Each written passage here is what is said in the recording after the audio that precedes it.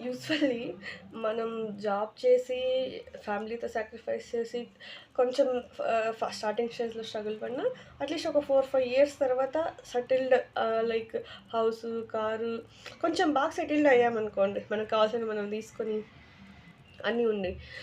మనతో పాటు రిలేటివ్స్ కావచ్చు, ఫ్రెండ్స్ కావచ్చు, వేరే ఎవరైనా జాబ్‌లో సస్టైన్ అవ్వలేకపోయి ఉంటారు కదా! వాళ్ళు బిజినెస్‌కెళ్ళి ఏదో ఉంటారు కదా! వాళ్ళేమంటారు తెలుసా? మేము ఒకరి కింద పని చెయ్యం. మాకది ఇష్టం లేదు. అందుకే మేము బిజినెస్ వైపొచ్చాం. లేదా మేము ఇంకోటి ఏదో ఆల్టర్‌నేటివ్‌గా ఎంచుకున్నామంటారు. అవును మరి బిజినెస్ చేస్తే వీళ్ళే డెవలప్ చేసి, వీళ్ళే కొనుక్కొని వీళ్ళే తింటారు మళ్ళీ. వీళ్ళ ప్రొడక్ట్స్ ఎవరికి అమ్మరు, వీళ్ళ ప్రొడక్ట్స్ ఎవరికి కొనరు, వీళ్ళు ఎవరి కింద లావాదేవీలేం జరపరు మళ్ళీ. దేంట్లో అయినా దేనికి కావాల్సింది అది ఉండే ఉంటుందండి. అది బిజినెస్ అయినా గావచ్చు, జాబ్ అయినా గావచ్చు, ఇంకా ఎక్స్‌పోర్ట్ ఏదైనా whatever it may be.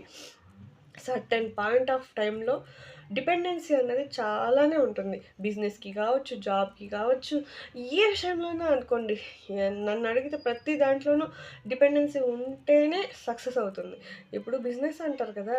Business నువ్వు ఒక్కడే చేసుకుంటావా? నీ ఫ్యామిలీ ఒక్కడే చేసుకుంటుందా? వేరే వాళ్ళు ఇన్వాల్వ్ అవ్వరా? మీరు వేరే వాళ్ళ మీద డిపెండ్ అవ్వరా? సో, బిజినెస్‌కి కావాల్సింది బిజినెస్‌కుంటుంది. జాబ్‌కి కావాల్సింది జాబ్‌కుంటుంది. కొంతమందికి జాబ్స్ చేసే స్కిల్ ఉంటుంది. కొంతమందికి బిజినెస్ చేసే స్కిల్ ఉంటుంది. అంత మాత్రాన జాబ్ జేసేవాళ్ళు ఎక్కువ, బిజినెస్ జేసేవాళ్ళు తక్కువ, లేకుంటే జాబ్ జేసేవాళ్ళు తక్కువ, బిజినెస్ చేసేవాళ్ళు ఎక్కువ అని కాదు. దేంట్లో ప్రాఫిట్ ఉండేది దాంట్లో ప్రాఫిట్ ఉంటుంది. ఎవడు ఏది నమ్ముకున్నారో దాన్నే చూజ్ చేసుకుంటారు. అంతేగాని ఒక డెవలప్‌మెంట్‌ని ఓర్వలేక వాళ్ళలా, వీళ్ళిలా వా ఒకరి కింద పని చేయాలి, ఒకరి పైన పని చేయాలి అనే మాటలు ఆపేయండి. ఎవరికి నచ్చింది వాళ్ళు చేసుకుంటారు. ఎవరికి ఇష్టం వచ్చినట్లు వాళ్ళుంటారు. ఏదైనా వాళ్ళకి తగ్గినట్టుగానే చూసుకుంటారు. వాళ్ళ మైండ్ దేనికి సెట్ అవుతుందో అందులోనే డెవలప్ జేసుకోవాలని అనుకుంటారు. సో, ఎప్పుడు గూడా ఒకరి మీద పడి ఏడవడం అన్నది ఆపేయండి. అప్పుడే డెవలప్‌మెంట్ అనేది ఉంటుంది.